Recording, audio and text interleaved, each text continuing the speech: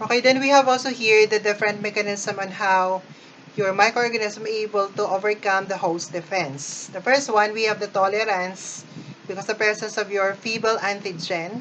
So, napakaliit na antigen. So, this is less immunogenic na antigen. So, our immune system would just be activated if your antigen is highly immunogenic. Kung hindi siya ganun ka-immunogenic, it will not mount a harmful response sa mga tissues or na nakikita niya sa ating immune system.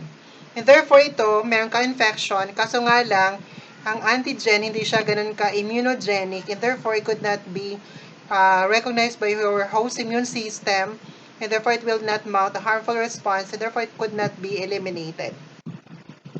Another one, we have your immune suppression with your immunotolerance, or your immunodeficiency related to your HIV infection. So, the immune system for that patient is down-regulated, non-functional, and therefore could not mount a harmful response.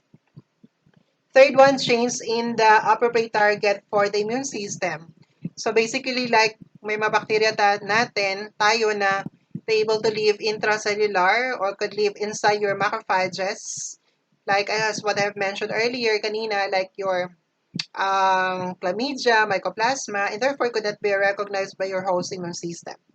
In the fourth one, we have your antigenic variation. So this is the bacteria where it could change the antigen expression. Example for that, we have your Borrelia recurrentes is possible here for our relapsing fever. Pag sinabing relapsing fever, try to recur, pabalik-balik every now and then. Okay, like, pag nakita siya na immune system, mag-mount ng harmful response sa immune system natin, so papatayin siya. Ito sa bacteria, gagawa ng panibagong antigen. So, pag bawas ng panibagong antigen, ang ating antibody na produce, hindi na siya ganun ka-effective kasi iba na naman itong structure na to. And therefore, so another immune response ulit. Paiba-iba siya, that would be difficult here for your immune system to totally eradicate or eliminate that pathogen. Kaya nagkakaroon ka ng recurrent fever, or relapsing fever in the case of your Borrelia recurrentes. Okay, we have here the specific na, the host immune response. So we have here your membrane ginagamit ng ating bacteria for their attachment. We have the capsule here to mask the antigen para hindi sila makilala ng host immune response, and therefore it would also prevent here the phagocytosis. IgA protease.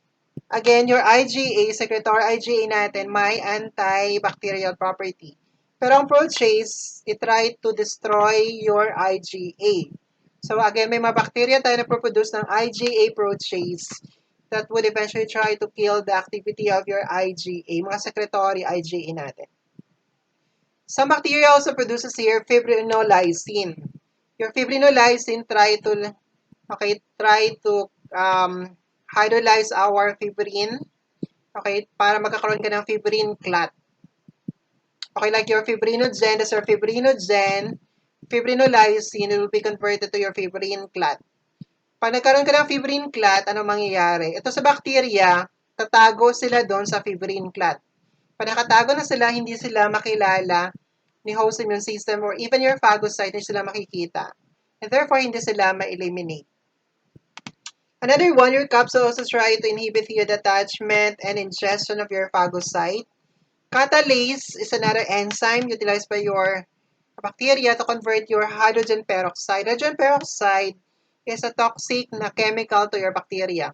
If you have your hydrogen peroxide, your bacteria will be killed.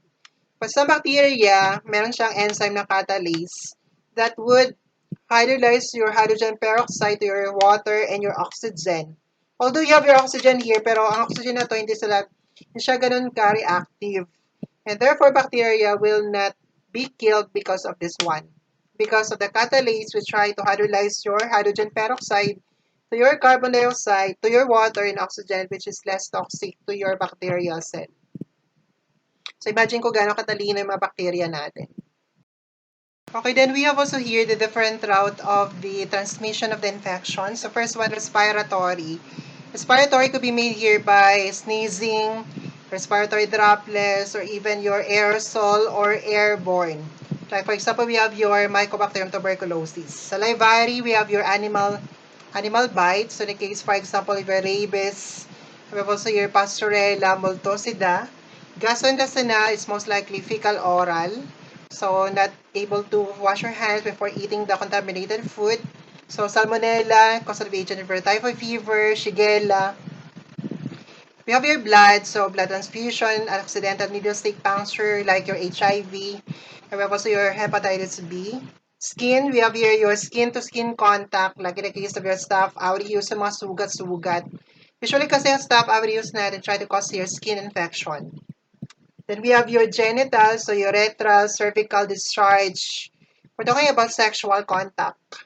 Gonorrhea, chlamydia.